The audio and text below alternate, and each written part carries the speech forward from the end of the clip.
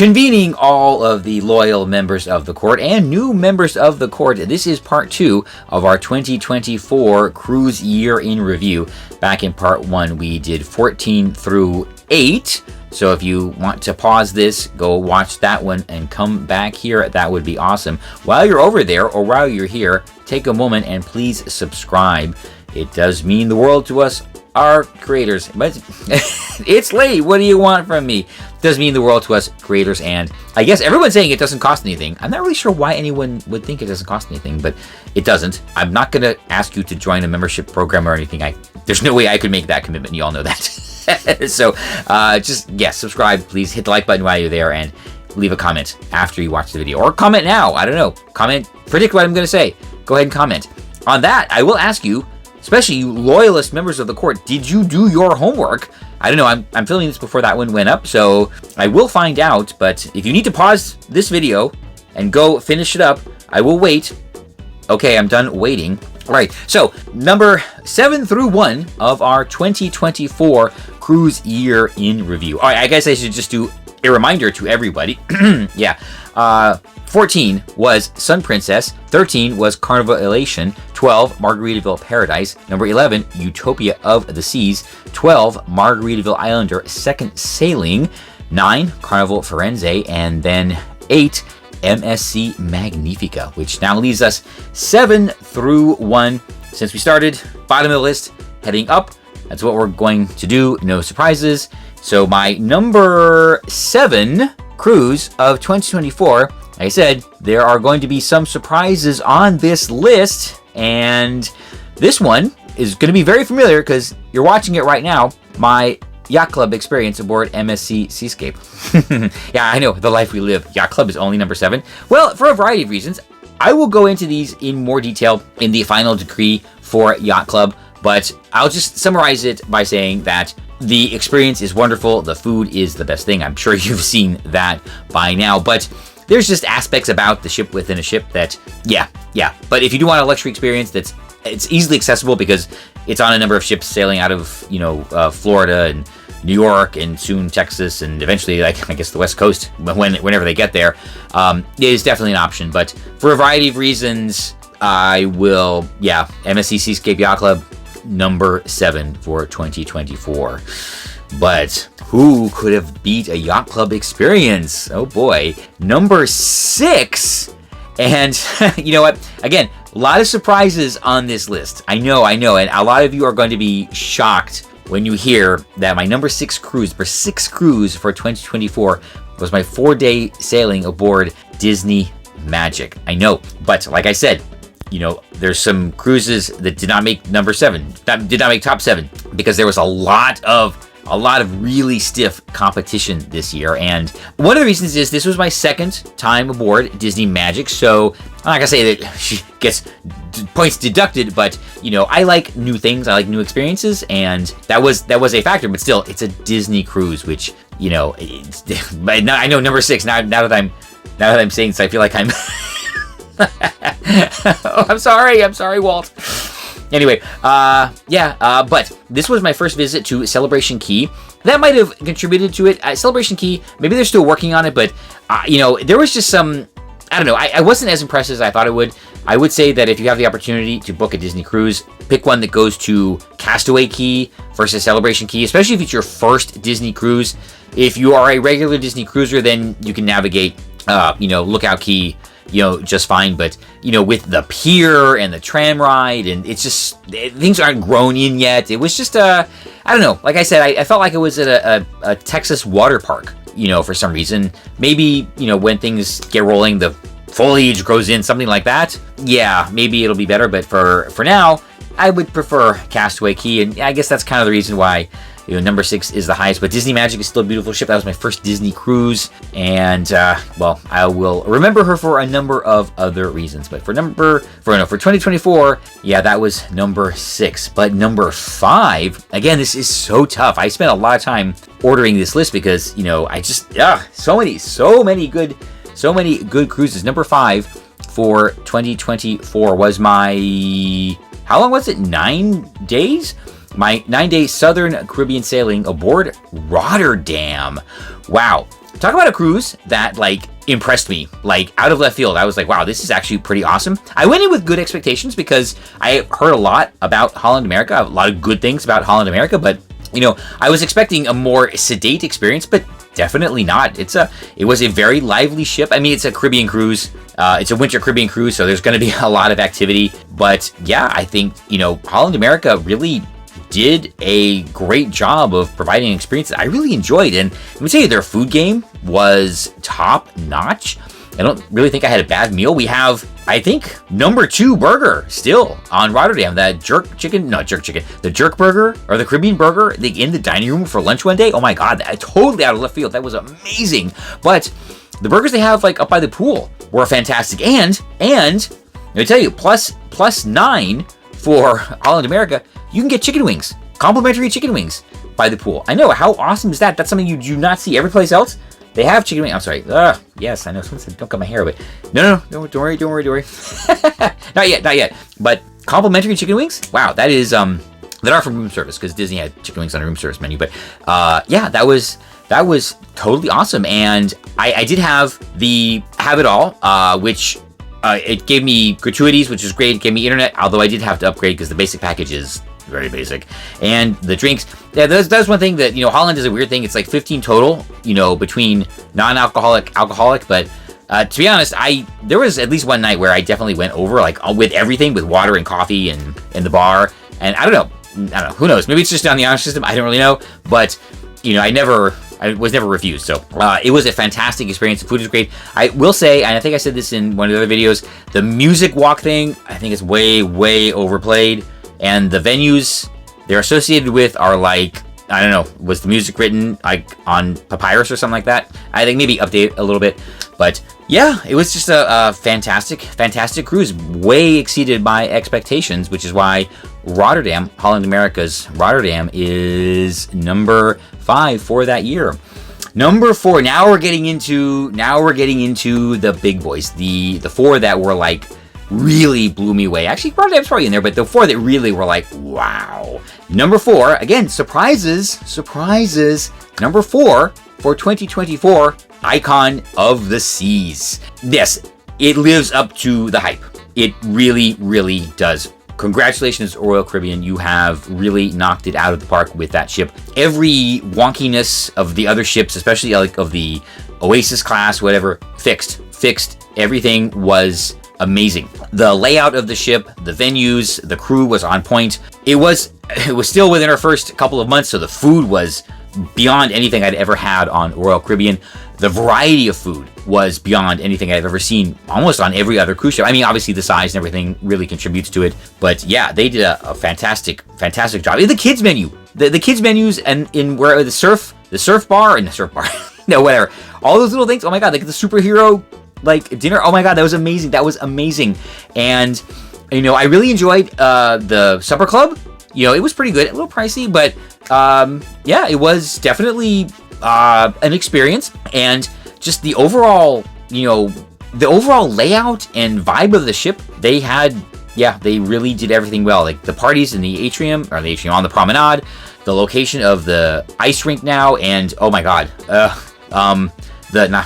solarium. What's not the solarium? The overlook and the aqua theater. Amazing. Talk about an impressive reveal. Walking in there. And it's something I think, you know, Princess was trying with some Princess, and no. But if, yes, any of these, if you have the chance to sail on Icon of the Seas with a family, with an extended family, yes, definitely. They really did an amazing job on that ship. Had a great time, except the 2 water slides I couldn't go on because I was solo. Why does Royal Caribbean hate solos? I don't know. Yeah, so number 4 for 2024 Royal Caribbean's Icon of the Seas. All right, number 3, one that I honestly did not expect to like it as much as I did, and talk about a cruise ship that I don't know, I really kind of want to go back to. Yes, this might have been, personally, probably the biggest shocker of the year, and that would have been my 10 or 11 day Alaska sailing aboard Queen Elizabeth. Heard a lot about Cunard. I had always wanted to sail first on Queen Mary 2 because of the whole transatlantic thing, but again, a deal came up, a solo deal came up for this sailing, and I was like, yeah, fine. Haven't been to Alaska in a long time. Let's go do it. Get to try a new ship, a new cruise line, and wow. Yeah, wow. I know I've said this, you loyal members of the court know I've said this, before, but I'm asking, am I becoming a Cunarder? Because that experience was just, I don't want to say it was perfect, but let me tell you, I had no problems on that cruise. I was doing fine. Everything about the ship, the food, the activities. I did get a drink package. They have an extensive selection. Wow. And let me tell you something. I was trying every day. I don't think I repeated the same pour once that whole cruise for 10 or 11 days. So I didn't drink on the last day because I had the parks. But yeah, I was like, wow, this is incredible. And of course, Alaska. That was one thing about this cruise that I did not remember. I hadn't sailed in Alaska for maybe more than 30 years. And I didn't really remember the whole Alaska thing. There's always something to see. There's almost always something to see. The ship's never very far from land, especially the further north you get. It's weird. It was really weird to me to be cruising along on a sea day and there's like land. There's stuff to see because in the Caribbean, there's nothing, water, a fish. That's about it. In Alaska, there's something to see, and then just the glaciers and everything, and just visiting, the Alaskan towns that I remember when I was there as a kid. It was just, almost magical, and just the whole Cunard experience was, I don't know, like I said, it was beyond anything I had expected, and I really, really enjoyed it. Yeah. Talk about surprises, which is why number 3 for 2024 is Queen Elizabeth. Oh, also, best merch. Best merch. I'm sure you've seen the shirts like on other cruises. Absolute best merch ever. Definitely. So, yeah, props to the Cunard team. Yeah, props to the Queen Elizabeth team because Queen Anne, we'll get there. Anyway, y'all know, right? Yeah, I hope you figured it out from some of the posts. But anyway, yeah, number 3, 2024. Queen Elizabeth, which leaves us the final 2. So, all right. So if any of you who are lazy, 2 ships left, go ahead, comment down below after you subscribe, of course. What do you think my 1 and 2? Actually, what order are they in? Okay. Are you ready? Ready? 1 and 2. All right. Here we go. This was rough. But let's just, here you go. Number 2. 2024, the inaugural sailing of Margaritaville at Sea Islander.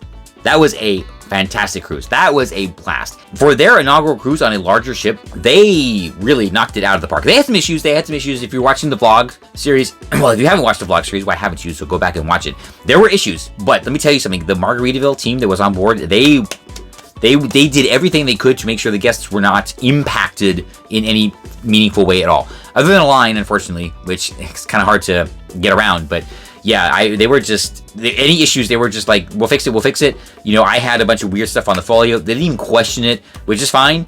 Loved it. And just the overall experience, what they put together for that ship is absolutely fantastic. I'd sailed on Margaritaville at Sea Paradise, I think twice before this. And so I kind of knew like the whole Margaritaville vibe. And of course, it's Jimmy Buffett, so everyone kind of knows what to expect, but I did not expect them to do this well on their first sailing on this brand new ship. And if you are looking for a reasonably priced cruise, in Central Florida, that is your option right there. I mean, maybe if you have loyalty somewhere else, maybe, but yeah, if you want something that's genuinely a new and unique cruise experience, like if you've been on all the other cruise lines, absolutely go take a ride on Margaritaville Islander, and I don't think you'll be disappointed. I really hope you're not going to be disappointed because the food was excellent, JWB was excellent, the mixes were excellent, and the whole vibe was excellent. They had everything covered. The shows, the games, the parties, all of it, right? It was a complete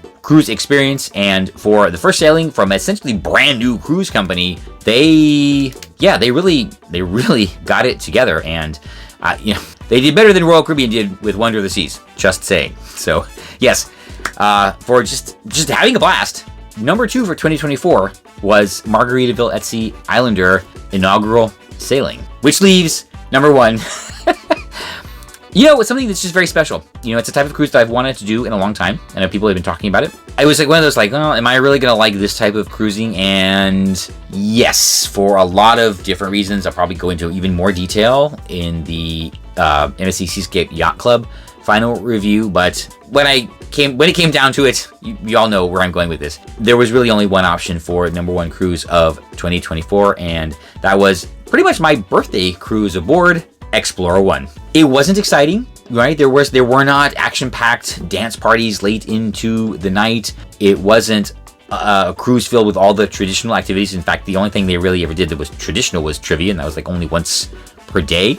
Maybe it's only even a once per sea day, I think, or something like that. There were other things, like they had the lecturers and they had the musicians, but there was only a couple of them. They do the shows completely differently, but just the whole experience was, you know, I don't know, it was just nice. It was just really nice. That was my first luxury cruise, my first specific luxury cruise, and it was just something that you just go and enjoy. It is so low pressure. It is so low key. It is so frictionless. I think that's what I called it, you know, in one of the reviews. It is such a frictionless experience that, you know, if you want to just go and not have to worry about things, then that is the option for you. Partly because there's not a whole lot to do, you know, but it is a smaller ship. Doesn't carry many guests, so there's no lines anywhere. There's barely any wait for the restaurants. I think on the first 2 nights, you know, everyone was trying to try like the steakhouse or whatever. I had to bounce around, but after that, everything was wide open, and it was just nice to just be able to like go in the pool and it not be crowded. All the pools, all 4 pools, crystal clear pools. I know I've said that a bunch of times, but I've never seen clearer water on a cruise ship than I did on Explora I, and all day. Some cruise ships, it's like clear in the morning, and then when people use it, well, no. I mean, there's no way to use it. But everything, the food, the service, the crew, the ship, and room service. Oh my God.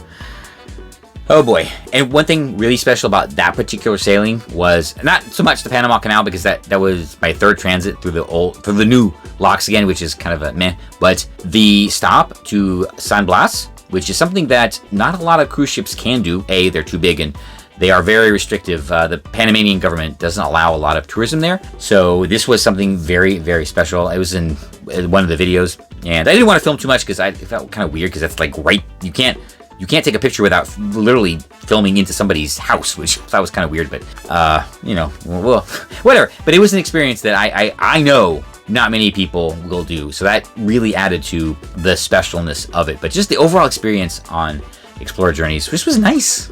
It was just nice, you know, nice, I say it, but yeah, my peeps fit in, you know, but yeah, so for a variety of reasons, you know, it was just the most special. Yeah, #1, Explora I. I hope that wasn't a surprise to anybody. Oh, that room service burger. Oh my God, that was so good. Oh, so good. Wow.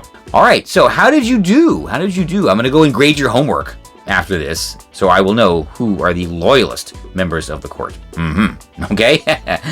All right. Well, this is part 2, or this concludes part 2 of our 2024 cruise year in review. Thank you for joining. I'm gonna say again, subscribe. I think I might have said it 3 times in this video, but only 1 in the other video, and maybe not once in the 2023 video. I know. I gotta get good at this. I'm trying. What do you want? So if you, oh, well, my monitor just went down. Anyway, I was saying that if you end up on any of my upcoming cruises, a couple of you know who they are, and a couple of them I will probably mention later. I think I'm going to book another one tomorrow, maybe 2 tomorrow, depending on how things go. That might only be 5 for this year. We'll make it 6. We'll see. Well, if I do see you on board and you want to talk about Explora I, well, I will see you on board. I'm sorry, my notes are there, and I don't feel like waking the PC up to get them. That's why the lighting changed. Okay, yeah, that's it. 2024.